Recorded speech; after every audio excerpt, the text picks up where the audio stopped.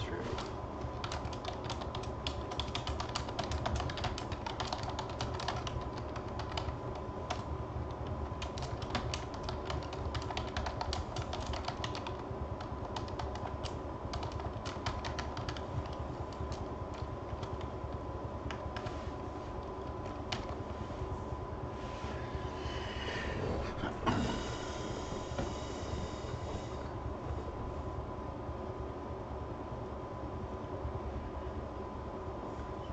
Alrighty then. I believe.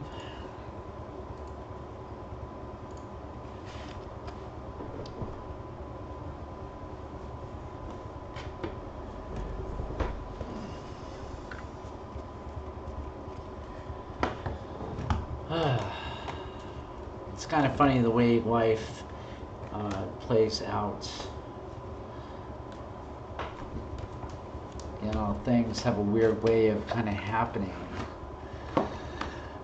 And for me, you know, I put up with, you know, chronic pain issues. I have chronic pain issues, my lower back and my knee and stuff. My back was feeling great all day, and as soon as I sit down, you know, it seems like now it's going to give me a little crap. But I think I'm going to, I think I'm going to do okay. I'm going to get by.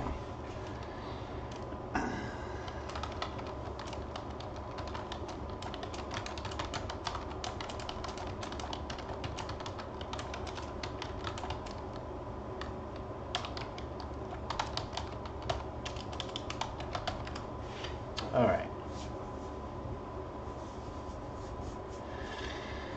So, just an interesting note. I don't know, sometimes I like to share, you know, I like to share little bits of my life, and, you know, and I feel like even though through this virtual world and through the, you know, through this internet thing, I feel like for many of you that I've had that have been watching my live stream for so many years, I feel like in some ways that I know you and you know me a little bit at least, you know, and I have shared a lot of my experiences in the occult with you, and I value that too. I value this whole forum, you know, the ability to broadcast this way and to teach people is priceless. There are times that I really wish that I could have you here physically, and I could teach you, could see each other, and we could talk, you know, because it's very different when teaching in the virtual sense as opposed to teaching somebody in the physical sense. And I am teaching now in a physical sense. I do some teaching offline now, so, and that's good for me. I kind of wanted that for the longest time, and a situation had developed recently which afforded me that opportunity. So so now I can begin to do that, you know, plug the energy into a different aspect, you know, and teach people, you know, because I can't talk very much about the actual ritual applications, because there's so much of it that is exclusive to how we do things in my covenant. I can't talk about those things, so it's kind of hard to do that.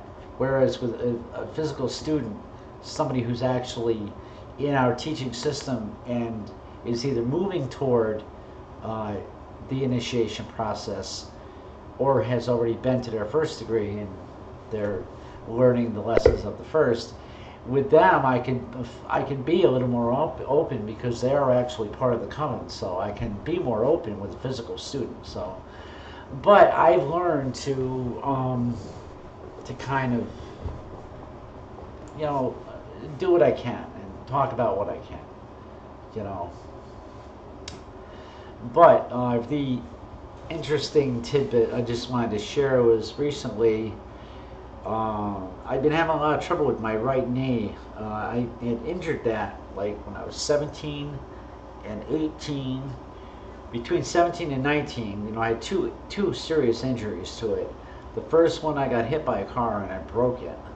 And then about a year and a half later, I think, I was doing something really stupid, and I was climbing a chain link fence, and I lost my balance at the top of the fence, and I fell. And when I fell, my foot caught on the top of that fence and wrenched my knee like in the most painful fashion, sprained it really badly. So I had two injuries early in life. And now that I'm getting a little bit older, now I'm starting to have a lot of trouble with it. And I found out a few years back that I had a bone spur and some, you know, small fluid in there, nothing really tragic. But then the latest x-rays, of course they showed the bone spur and the fluid in there, but now it's said on the report, I don't, and I'm a little bit, I have to ask my doctor about this, but I think I know what it means. It says possible 15 mm, I'm assuming that means millimeter, possible 15 millimeter body adjacent to the tibial spine. So I punched that phrase into Google, and if the information I got back was accurate, it would seem that I have either a bone fragment or a chunk of cartilage inside the knee joint. And it said at the under the conclusion part, it said this represents test value significant. These results will be communicated via letter, phone, call, or alpha page to the ordering physician and or attending. So, and doctor told me, he said if I have any sustained moderate to severe pain that lasts, you know, for more than a couple days, he wants me to come in and he's going to give me injections, cortisone injections. I'm really not looking forward to that. So, well, thank you, Zeloth, for the comment on my hair. I like it too.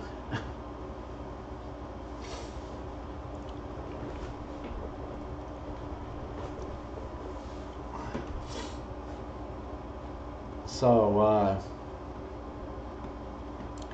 and you know, because of the hot, humid weather we were having, it was very uncomfortable to wear it down, but it's been a little bit cooler, and I got the AC turned on, so it's cooler here in the room, so I can wear my hair down. I really would prefer to wear it down.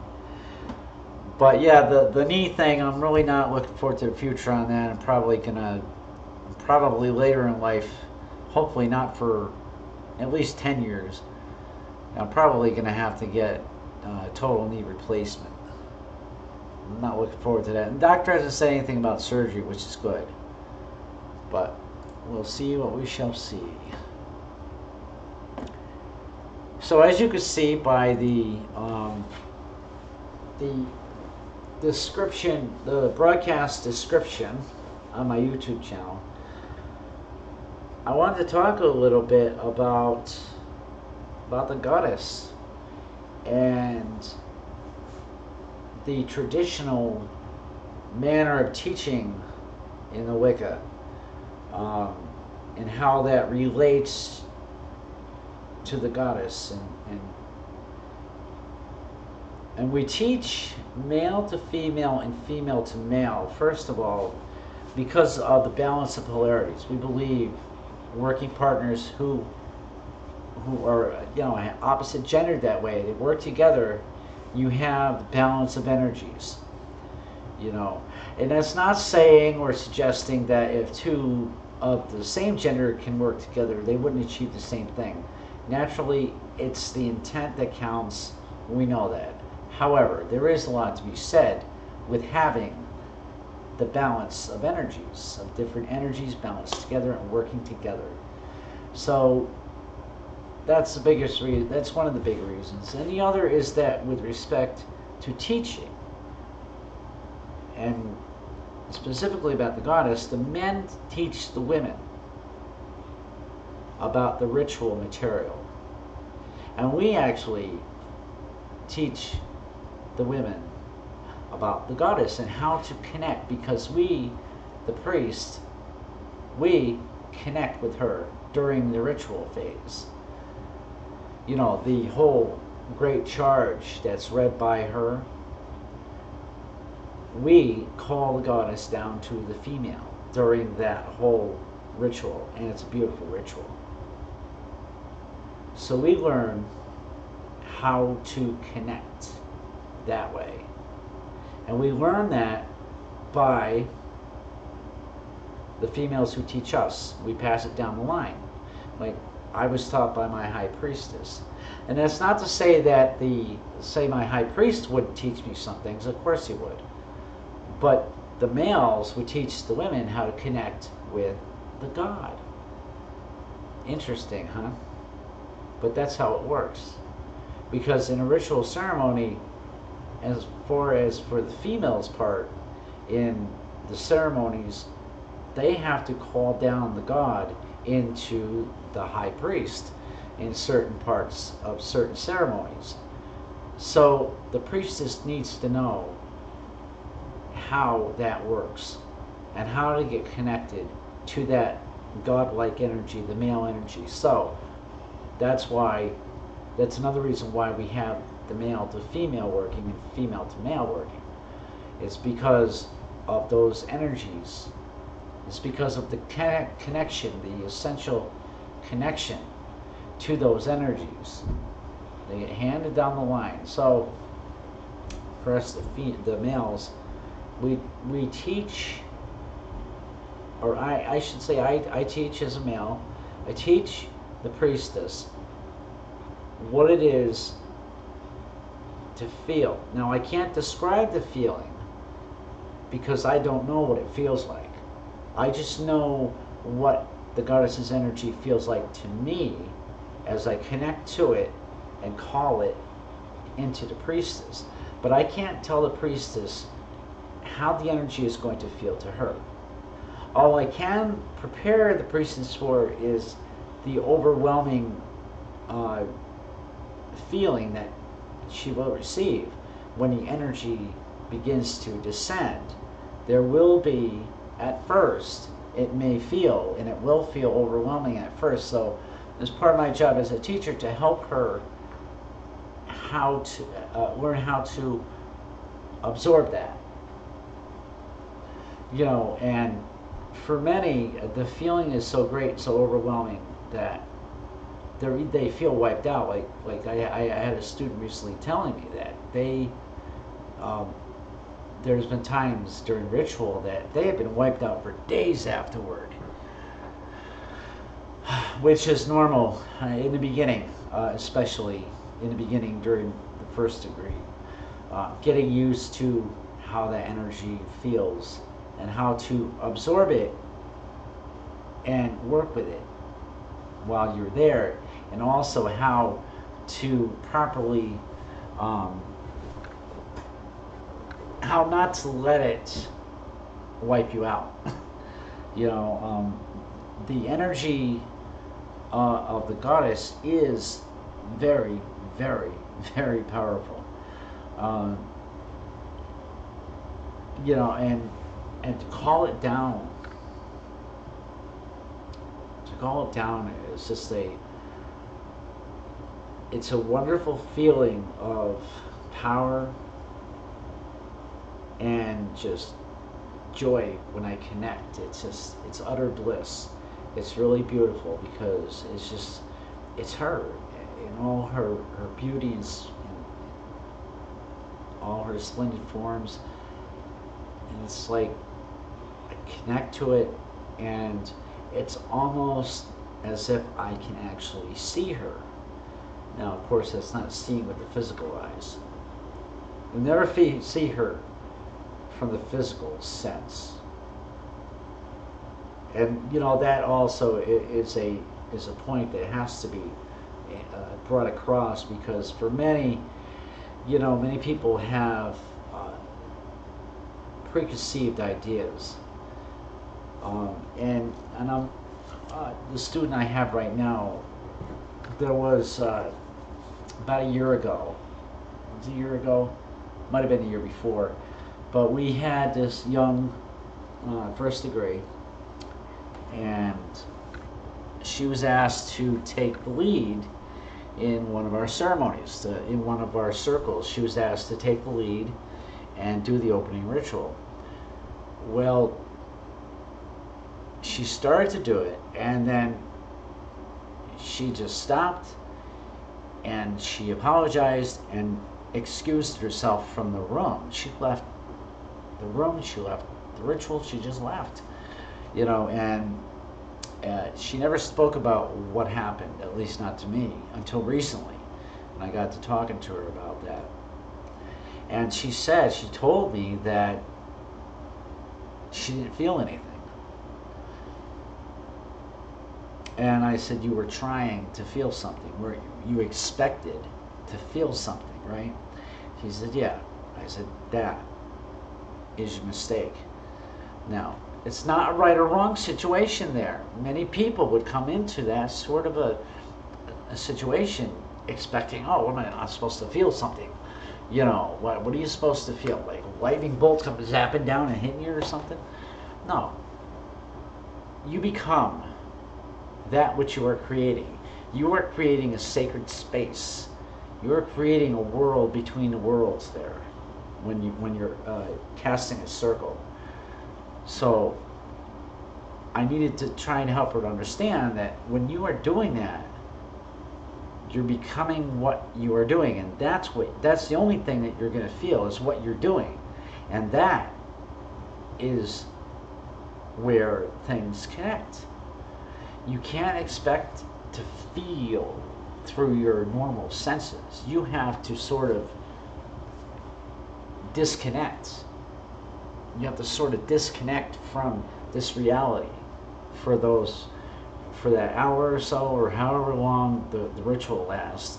You need to disconnect from your physical senses and connect spiritually. That's the only way that you are going to feel and become what you are doing. And that's the essential mystery right there, to become what you're doing. I can't explain anything to do with, or I can't tell a student what that means, because it's different for everybody. What it feels like. I can tell them, look, you got to become what you're doing. That's the only thing that matters is that when you're in that space, you become what you're doing. I can't tell them what it feels like because everybody's different. Everybody's going to perceive it differently.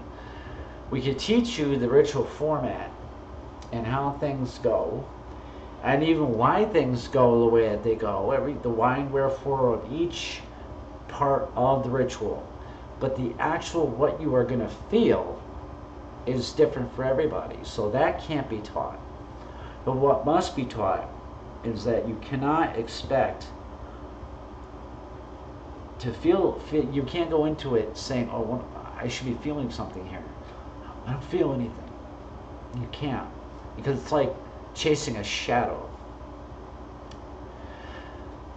The more that you are trying to plug in, the more that you're trying to attain whatever it is that you're trying to attain, the further away you're going to push it. You have to stop trying to attain it and just let it happen. I had to learn that too. I made the same mistake. I'm supposed to be feeling something here. I'm supposed to, what's going on here? You had to learn how to become what I was doing, and that is the feeling. When you know that you have made the essential connection to the spiritual and became what you are doing.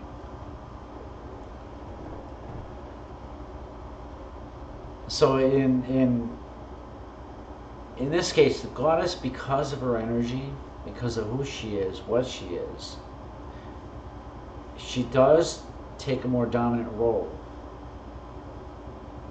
But she also remembers, and the females of the coven who represent her also are taught and understand the energy she wields is given to her from the God. The energy comes from him, and she dispenses it. She's like the conduit. Let's say the conduit. She's like the I can't think of the word that I want to think of here, but she takes the more dominant role because she is the creator. He provides the energy, she creates with that energy. There's a balance there too. The goddess, the god. Each has their respective roles. She's the creator. He gives her the energy to create things. Now there could be a whole argument there, but I'm not going to even get into that argument. You know, the argument of, oh, what, she doesn't have her own energy. I don't want to even get into that. I'm not going to touch that. The fact is I know what I know. He gives her the energy, she creates with the energy. They have their roles. So, when it comes to the connection, feeling the energy that just, it's a moment almost like frozen in time. It's like time stops almost when you're in that moment and you're connecting with her. The females, they go through their motions, and then the whole ritual begins with the invocation to Aradia. You know, I somehow find myself wanting to pronounce that Aradia. I think I heard somebody pronounce it that way once, Aradia. But anyway, I lost my train of thought. So the whole invocation to Aradia, and it's like building blocks. You know, it's like a foundation. You build the foundation, and in this case, you're building like a platform for a platform which is erected in her honor, and a place is made for her. That's the way it is. It's like the invocation to Aradia begins, you making that platform, that place of honor for her to descend, and then she descends. God is the priestess reads the charge, and the connection is made.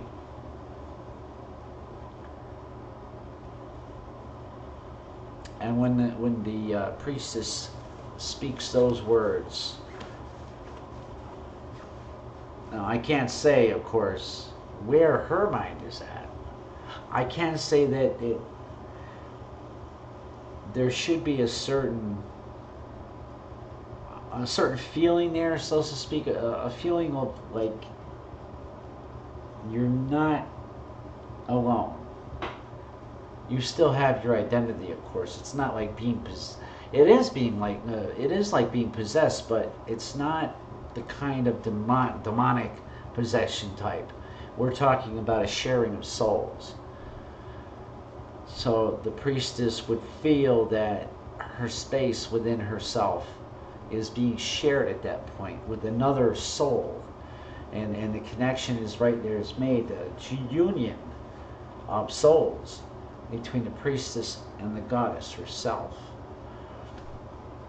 and it's just, and that's why it's important, that we, the males, that we are correctly instructed in how to do these rituals. And it's important too that we take it upon ourselves. I know I did. Take it upon ourselves to remember, commit that ritual material to memory.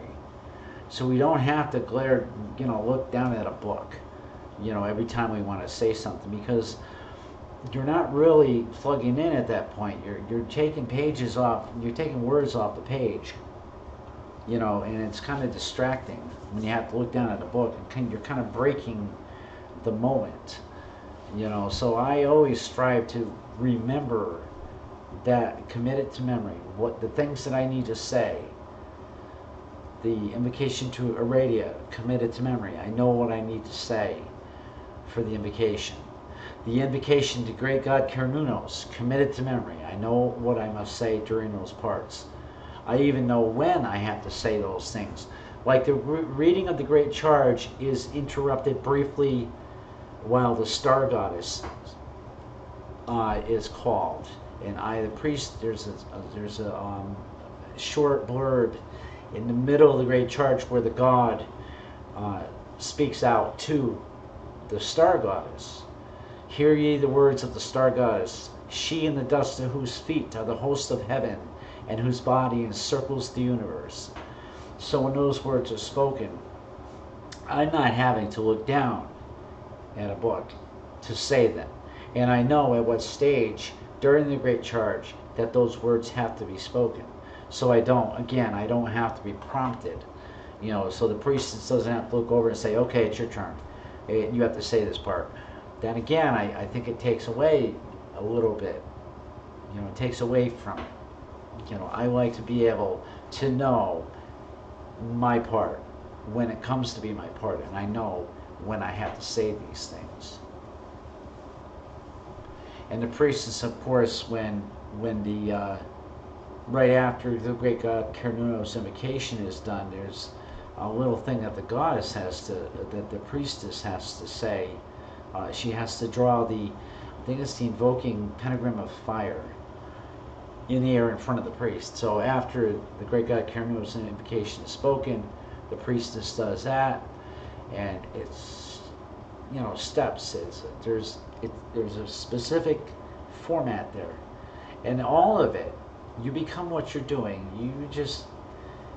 You become that whole ritual, and if you can't do that, then you're not becoming, and so I try to impress it upon the students that you do need to, if you really want to do this. We don't coerce or pressure anyone. If you're here learning, you really want to do it, that's great. If you don't want to do it, please do something else. We don't want anybody here who doesn't want to be here. And we don't want anybody here who's not going to put forth the effort. If you truly want to walk in these ways, and you truly want to be that priest or priestess, then there are certain things that you have to accept that are part of the process. And it's these things I speak of that are so very important for people to learn.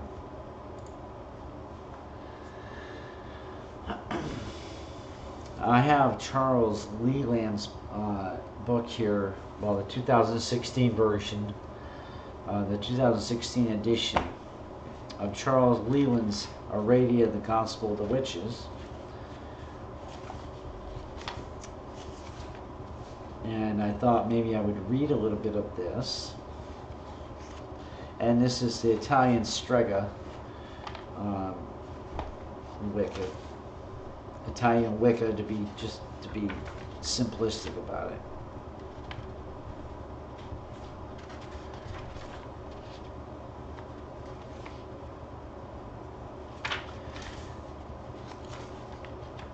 So how did we arrive at Aradia, right? Well, how do we arrive at that? I mean, it's right in here. I'm going to read it for you. Some people, this can be old hat. Some of you already know these things. Some do not. How Diana gave birth to Aradia. This is the gospel of the witches. Diana greatly loved her brother Lucifer, the god of the sun and of the moon, the god of light, splendor, who was so proud of his beauty, and who for his pride was driven from paradise. Diana had by her brother a daughter, to whom they gave the name of Aradia, or Herodias. In those days there were on earth many rich and many poor. The rich made slaves of the poor. In those days were many slaves who were cruelly treated. In every palace tortures, in every castle prisoners. Many slaves escaped. They fled to the country. Thus they became thieves and evil folk. Instead of sleeping by night, they plotted escape and robbed their masters, and then slew them. So they dwelt in the mountains and forests as robbers and assassins, all to avoid slavery. Diana said one day to her daughter Aradia, "'Tis true indeed that thou art a spirit art, but thou wert born but to become again a mortal. Thou must go to earth below to be a teacher unto women and men, who fain would study witchcraft in thy school. Yet like Cain's daughter thou shalt never be, nor like the race who have become at last wicked and infamous from suffering, as are the Jews and wandering Zingari, who are all thieves and knaves. Like unto them ye shall not be. And thou shalt be the first of the witches known, and thou shalt be the first of all the world, and thou shalt teach the art of poisoning those who are great lords of all. Yea, thou shalt make them die in their palaces, and thou shalt bind the oppressor's soul with power. And when ye find a peasant who is rich, then shall ye teach the witch, your pupil,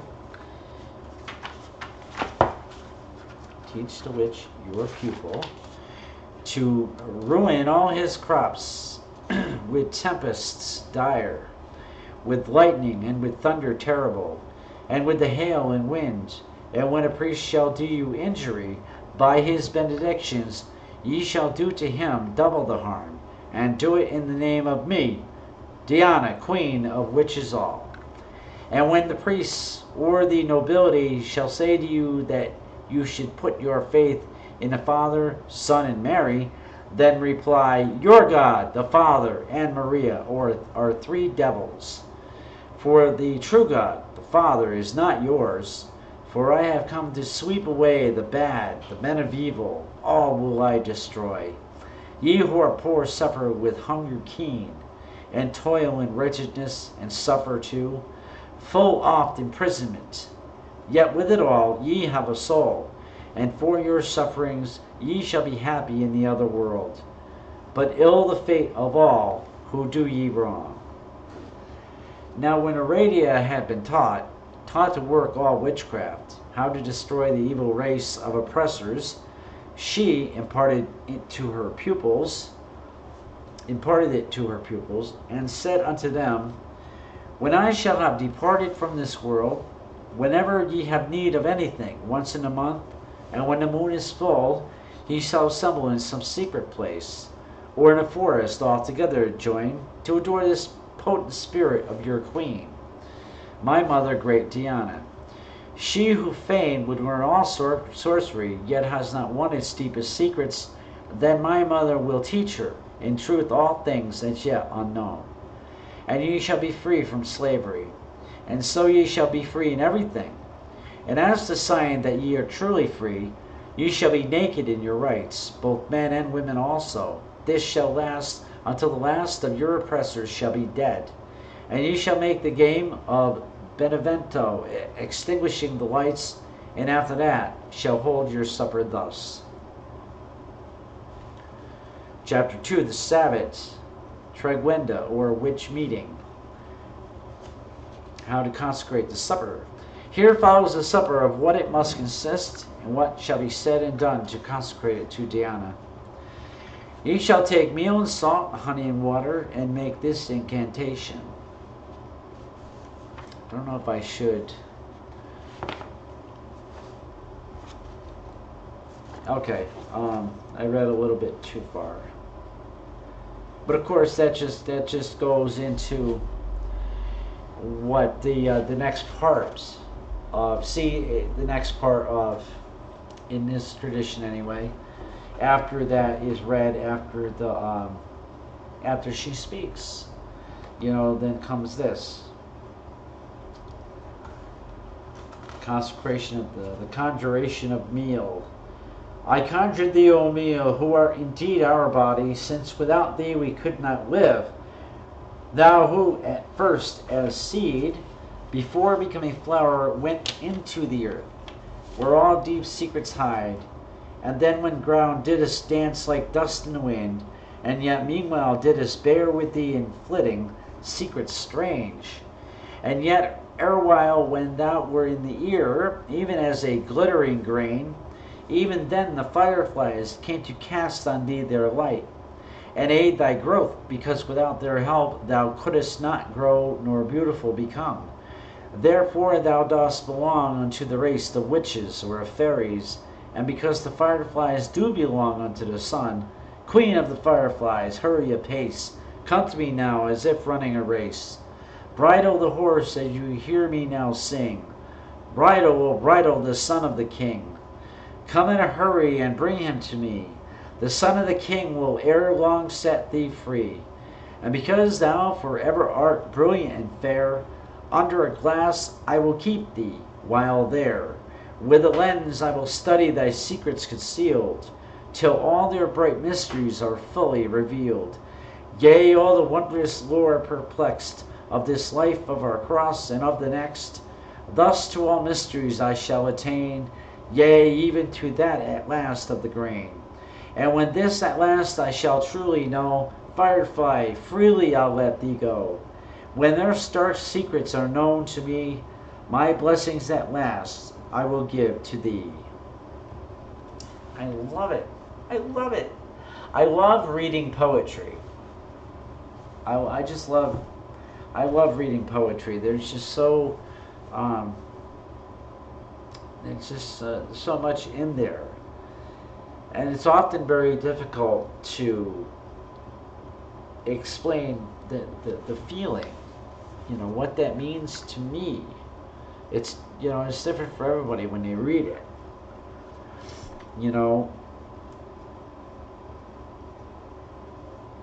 It just is. It's just a connection with her. She is the life force. She created us. She created all that is. She gave birth to the daughter of magic, Aradia, and brought her onto this world. She existed here long, many, many years ago, and she left behind a legacy. She left behind her legacy. And we are that legacy. We who are of the Wicca, we Wiccan witches, we are that legacy. And we've been there for her for years back.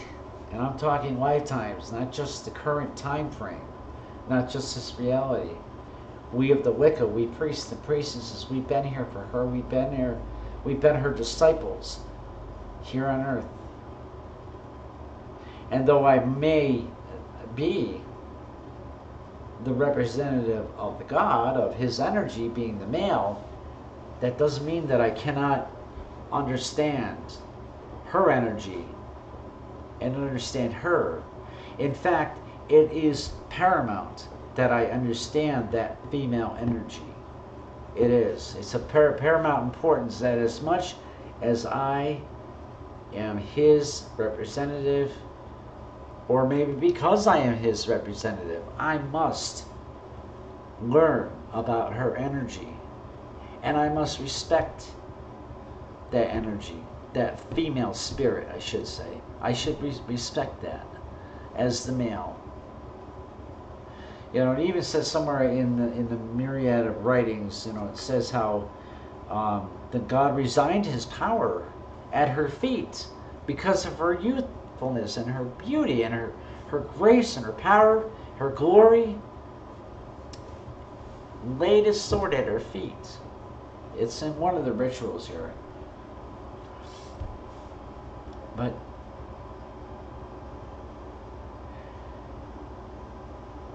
and so that is what the males are teaching the females about the goddess energy, and then the females would teach the males. It's a give and take. It's a give and take. The essential connection.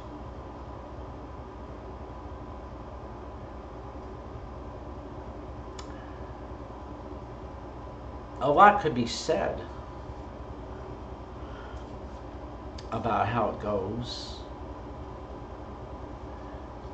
the feeling that we get from that. But in order to truly help a person learn,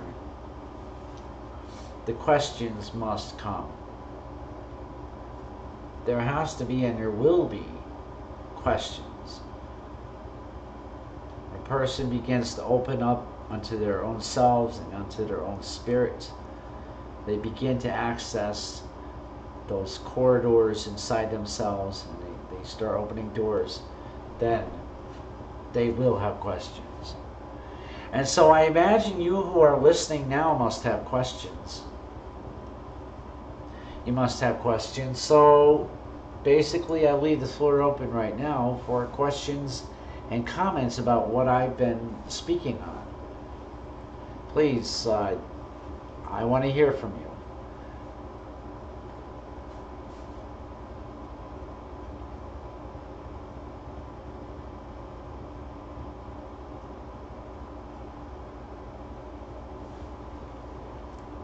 And you may find moving from one pantheon to another is what you must do. And there is aspects of both the god and the goddess. There are aspects that may work for one person, not going to work for the same way for somebody else. But that's why in the teachings that we have, that I teach, we have the one pantheon that we work with. We don't want to confuse people. We don't want to confuse ourselves by trying to, intersperse other pantheons. So we have selected that one pantheon for us, and we fit in with that, and we fit in well. Anybody, joining the group in the coven, we teach them how to plug into that pantheon. And as time goes on and they find out more and more about themselves, then they begin to understand and acknowledge whether or not that they can stay in that pantheon. Some will leave. Some will, utterly decide that they can't fit in with that pantheon, so they must move on. And that's okay.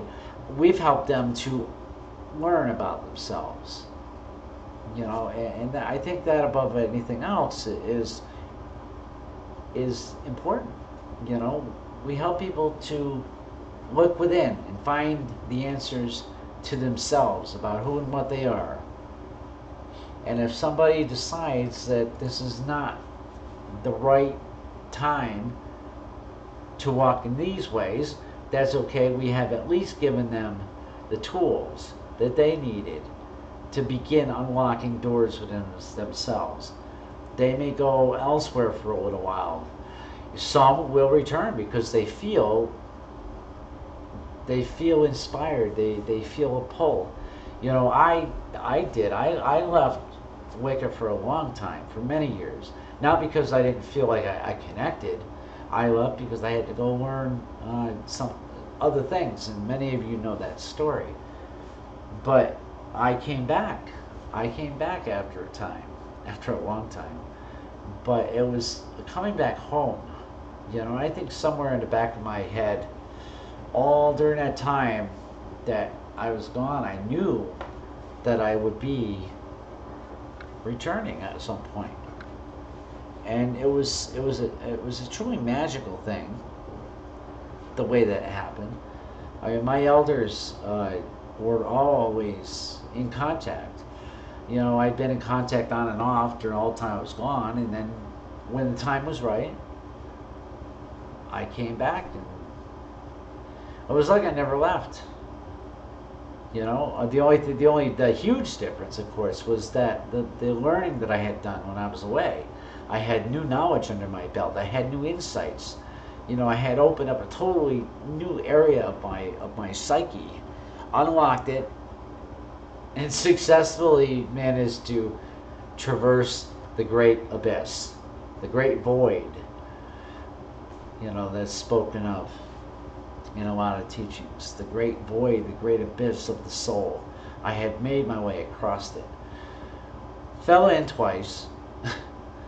You know, lost a few marbles here and there, but I managed to find them all and come back out of it a changed person.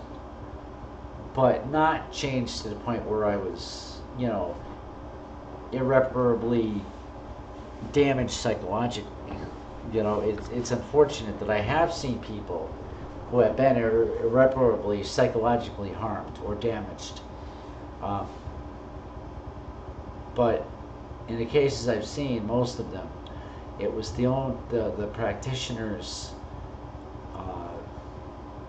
path. It was just the way that things went. The way they did certain things is what caused their psychological break.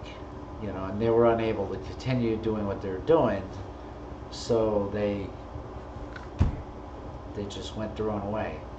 But for many more, including myself, we were able to find those marbles, collect up our marbles, and I came back home, and I continued my training, and it was wonderful. It really was. But the goddess teaches us many, many things. I mean, so many things. And that again, those lessons of the self is what she teaches us. She teaches us how to look at ourselves and be able to accept what we see and to grow beyond what we see. And that's another beautiful part of this philosophy. This whole spiritual path is the ability to look at ourselves earnestly, and with the goddess's encouragement, with her love and with her help and her guidance, we can look at ourselves earnestly and say, yes, that's me. That's what I'm about. That's a part of me. Even the yucky stuff, the darkened parts of ourselves, the things that if we had come about it from another direction, stuff like that, we would probably deny. Nah, not like that. That isn't me. No, here we can look at those things and say, yeah, that is a part of my soul. I don't have to give rise to it though. Those nasty things, I know that they're there. And for me personally, when I was walking the path of Satanism, I did give in to certain things inherent in my soul. You know, I did give rise to certain things that would be, some of it was reprehensible, but it was a part of me, and I had to learn and experience that.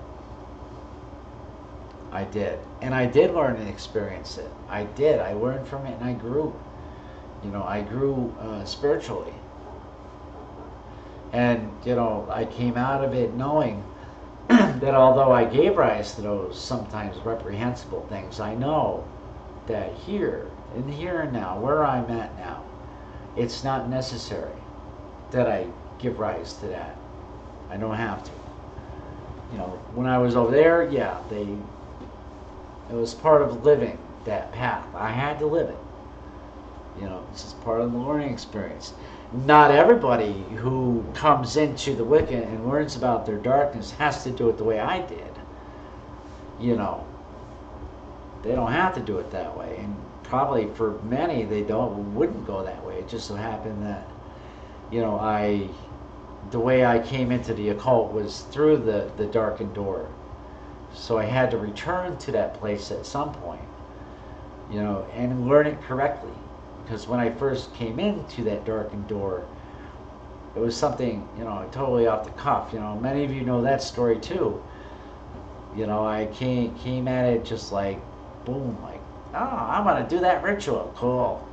And that's another aspect of myself that I learned about too. It was something that came naturally to me was ceremonial practice. The ceremonial stuff came to me so easily. It was very natural. So when I came here to the Wicca and I started learning about Wicca and its mysteries and its ceremonial concepts, I learned them very easily. Like, like a duck to water. It was very easy.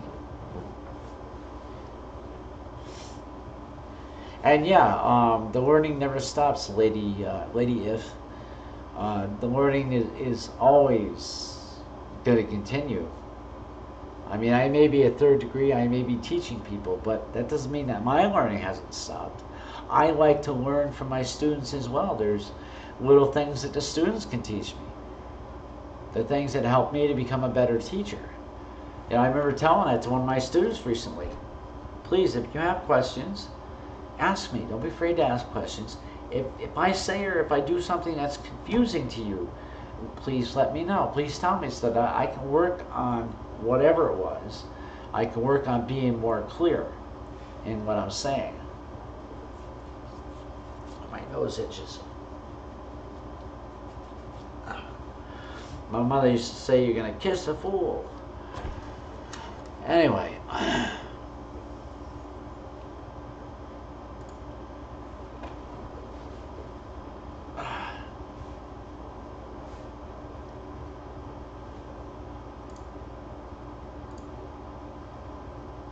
So again, I invite any questions or comments about the topic tonight. And this wonderful and beautiful and gracious, yet at the same time mysterious goddess of ours. And she can be mysterious. However, she will impart her wisdoms and she will reveal herself in time. She always does, for the faithful who stand by the teachings and stand by her. She will reveal herself, as she has revealed herself to me on many occasions. Every time I'm, in that ritual where I'm invoking her spirit into the body of the priestess, she reveals herself, and it's truly extraordinary.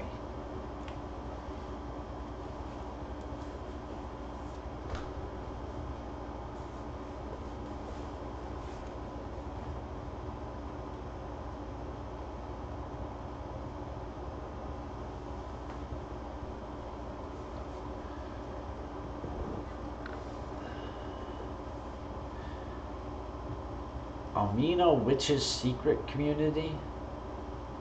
Well, if you're talking about it, it's not very secretive, is it?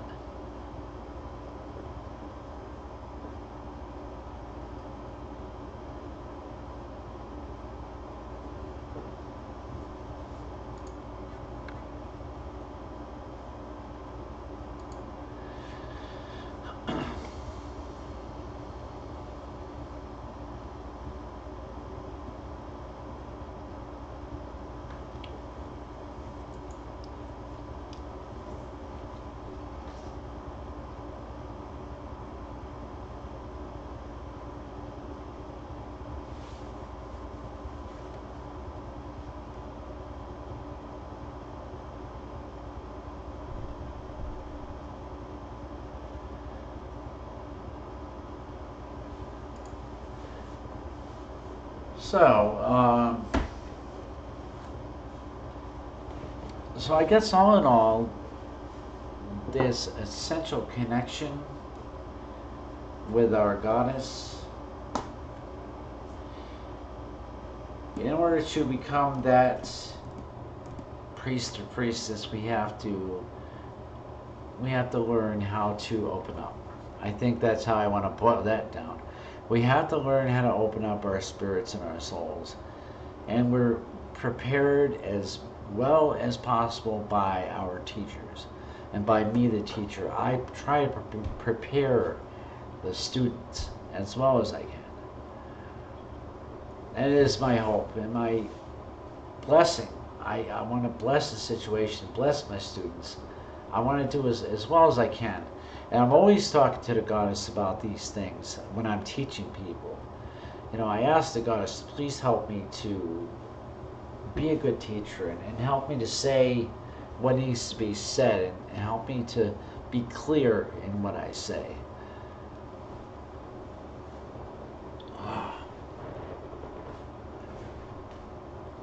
And I think I have to, if there are no questions or comments, are there any?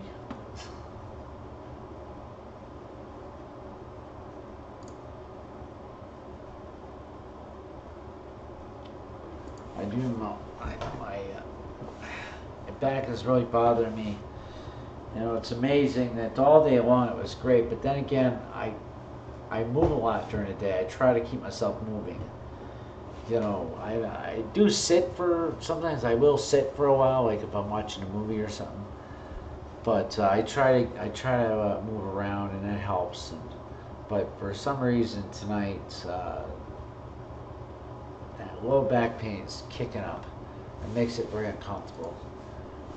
So you might see me kind of shifting in my seat a lot, and that's why. I'm trying to get into a position where it doesn't hurt very much, which is almost impossible. But I digress. That's my problem, not yours. So, but anyway, I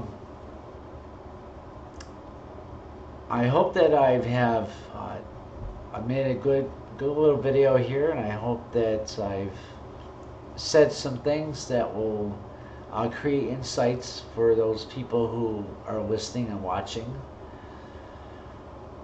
And for those of you who are solitaries,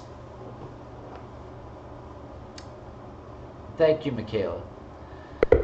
Those of you who are solitaries, I would encourage you to meditate a lot. I know it's difficult as a solitary. You don't have anyone to practice with. And I was kind of speaking to those who don't like to be a solitary. There are those who don't mind it, but for those who don't really like it, you know, I encourage you to do a lot of meditating and talk to the goddess. You don't need to like say anything special. Talk to her like you are, you know, as a human being, and just ask her for guidance, you know, and she'll answer, maybe not right away, but and then again, her answers sometimes are very subtle, and they can come in different forms, you know, but the object being that you are open and willing to accept her wisdom, whatever she imparts on you. You are always willing and ready to accept that. So that's what I want to leave you with. Ask the goddess. Ask the goddess for that which you need. She's always there. She's always listening. Oh, I have a random question. Somebody has a random question about ritual. Did they just come in? Or have they been here?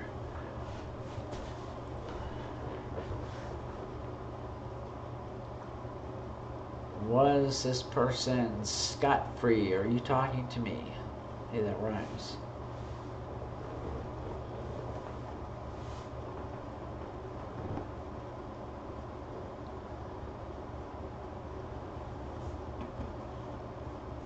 So I'm not sure if the question was directed toward me or not, or if he just...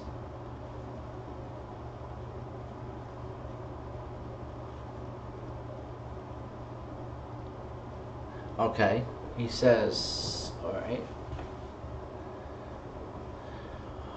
Well, should I be calling their elements in a very informal ritual? Well, I always like to. I don't know if he's directing the question at me, but I'm going to answer the question anyway for the people who are watching. It's kind of your call whether you want to call the elements or not. I always do. I call the lords of the watchtowers that are at the elemental quarters of the circle: air, fire, earth, water. I do call for the elemental lords of watchtowers. I mean, so I call them, and I call them to just watch what I'm doing, to guard the circle. The actual, and I think it might be semantics, whether it be lords of watchtowers calling the elements. It may be a matter of semantics. You know, I'm probably still calling the elements, but I'm just happen to specifically say the lords of the watchtowers. They're still elementals, I would think, in their own right. They just happen to be the lords, but I do, because I just like to have their power, their energy lent to what I'm doing, and also they're guarding the circle. So for me personally, I would. But it's definitely not etched in stone that you must.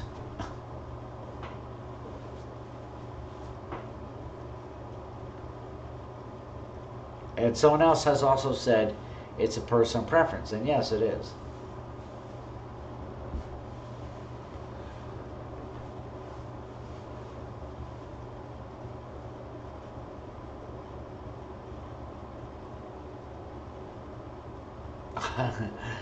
I'm just really bad with my directions and remembering which element goes with which quarter. Air east, fire south, water west, earth north. The more you practice, repetition, repetition, repetition, you remember.